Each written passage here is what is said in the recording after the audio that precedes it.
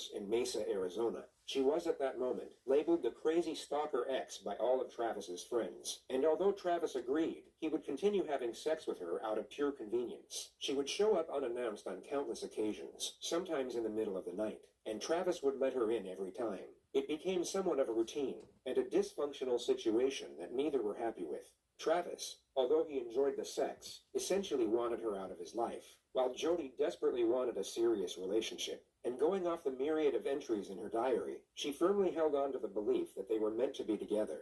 In late May of 2008, however, she would ultimately have a change of heart.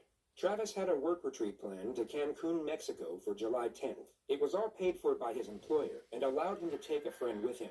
Jody knew about this and believed, or at the very least hoped, that she would be the one going. Yet in the last week of May, it became known that Travis was taking another woman instead, a Mormon girl by the name of Mimi Hall, someone that Travis had been romantically interested in for some time.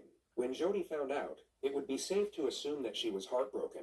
It would be even safer to assume that she was absolutely enraged, and the collective opinion is that a specific thought process began to emerge in her mind, one that forged a psychological justification for a certain decision.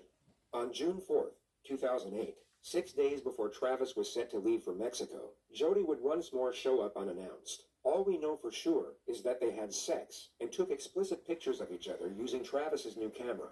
At roughly 5 p.m., Travis would get in the shower, and Jody would begin taking pictures of him using the same camera.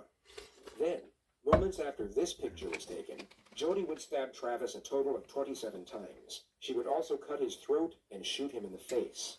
During the onslaught, Travis's camera took 2 accidental photographs. The first was taken as Jody dropped it during the onset of the attack. The second was taken as she kicked it by mistake while moving Travis's body. It showed Jody's foot and a fatally wounded or deceased Travis. The amount of time that passed from the 2 photographs was 62 seconds. Jody then spent an estimated 45 minutes cleaning down the crime scene to make sure none of her DNA was left behind. This included wiping down the victim's body with a cup of water and a cloth.